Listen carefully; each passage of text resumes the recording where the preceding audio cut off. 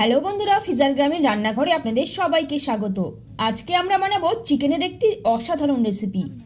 তো এর জন্য আমরা একটা বড় মুরগি নিয়ে চলে এসেছি। দেখুন, মুরগিটা এই ব্যাগের মধ্যে করে এনেছি আর এখন বের করে নিব ব্যাগ থেকে। অনেকটা বড় মুরগি, তো আমার মা বোন সবাই মিলে কেটে কুটে এটা আমরা রান্না করব। তো চলুন বন্ধুরা, চলে যাওয়া যাক মুরগি কেটে কুটে পরিষ্কার করার কাজে। তো আমার দুই বোন মিলে বসে গেছে মুরগির চামড়া বাছতে। প্রথমেই চামড়া থেকে ডানাগুলো ছাড়ানো হবে। কয়েকদিন ধরে কিন্তু খুবই ঠান্ডা গেল, আর এখন ঠান্ডা একটু কমেছে।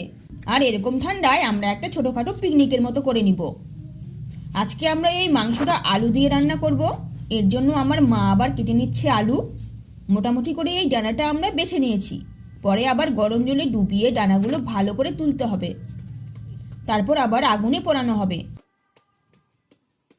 কেননা ডানার ভিতরে দেখবেন পোড়ানোর পরে সাদা সাদা ছোট কাঠির মতন অংশ দেখা যায়। সেগুলো কিন্তু পোড়ানোর পরে তুলে ফেলতে হয়। তবে মুরগির এই চামড়াটা আমরা আজ রান্না করব না, অন্যদিন পেঁয়াজ বাটা দিয়ে রান্না করব।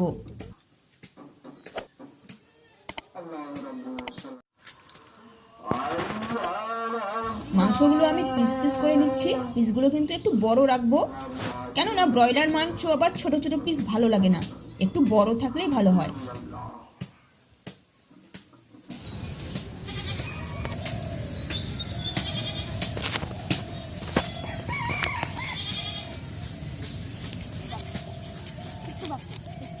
এরপর দেখুন বন্ধুরা, বের করে নিচ্ছি মুরগির কলিজা আর সাথে নাড়ি ভুড়ি।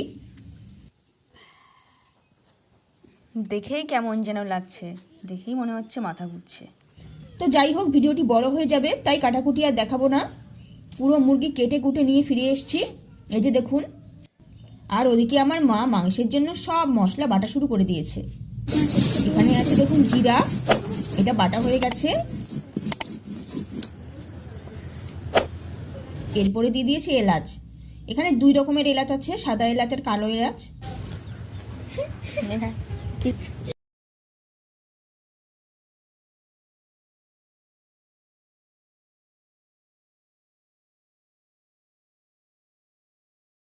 এরপরে পিষে নিব রসুন। পোলট্রি মুরগিতে কিন্তু মশলা একটু বেশি লাগে, এতে টেস্ট খুব ভালো আসে।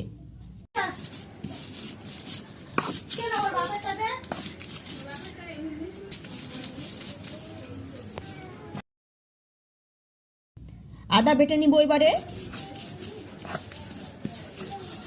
তো আমাদের সবগুলো মশলা বাটাবুটি কমপ্লিট, এই যে দেখুন।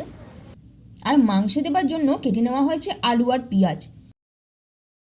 তো মাংস আলু সব কিছু ধুয়ে রেডি করে নেবার পর উনুন ধরিয়ে কড়াই দিয়ে দিয়েছি তেল। তেল ভালোভাবে গরম হবে।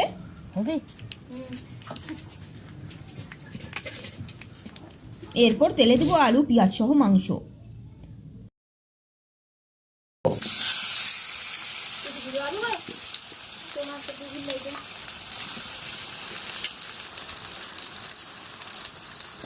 হলুদ গুঁড়ো দিলাম। এরপরে সবগুলো একটু নাড়াচাড়া করে নিব।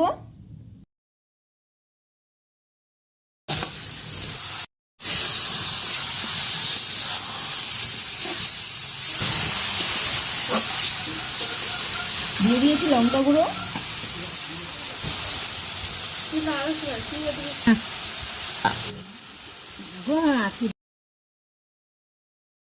এবারে দেওয়া হলো আদা রসুন বাটা, এলাচ বাটা, জিরা বাটা, নুন। আমি সব মশলাগুলো দিয়ে দিয়েছি। এবারে বেশ কিছুক্ষণ ধরে একটু নেড়েচেড়ে নিব। উনুনে খুব ভালো পরিমাণে জাল দিয়েছি। আমি কিন্তু এখানে বন্ধুরা পুরো মাংসটা দেইনি, কিছুটা তুলে রেখেছি।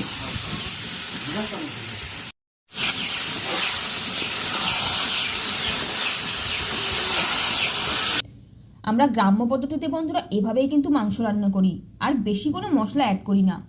এতে যে টেস্ট আসে বলার মতো না। আপনারা আমাদের দেখানো পদ্ধতিতে অবশ্যই বাড়িতে চেষ্টা করবেন আর খেয়ে দেখবেন কতটা টেস্টি হয়। আর মাংসের ভিতরের আলুর টেস্ট তাও দারুণ হয়, মনে হবে মাংস ছেড়ে আলুটাই খাই।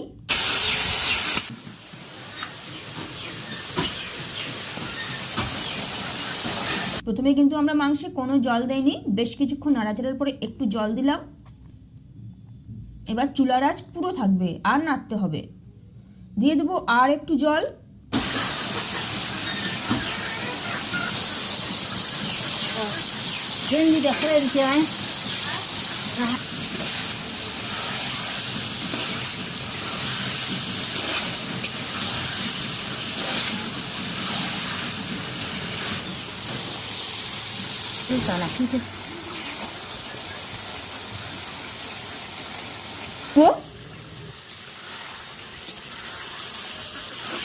আপনারা দেখেই বুঝতে পারছেন গ্রেভিটা কীরকম হয়েছে, আর পুরো লাল ঝোল।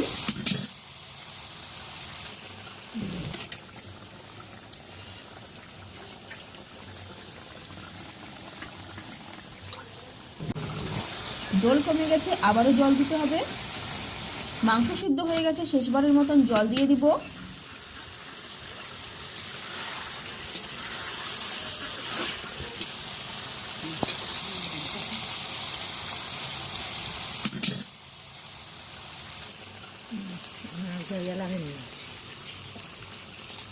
মাংসে বলক চলে এসছে, আর মাংসটা একটু ঝোলঝোলই রাখবো। মাংস হয়ে গেছে, নামানোর পরের অবস্থা দেখুন, লাল সর পড়ে গেছে। তো এই ছিল বন্ধুরা আজকের এই রেসিপি। তো এই রেসিপি আপনাদের কেমন লাগলো তা নিচের কমেন্ট বক্সে জানান। আর ভিডিওটি ভালো লেগে থাকলে একটি লাইক করুন, চ্যানেলটিকে সাথে অবশ্যই সাবস্ক্রাইব করুন।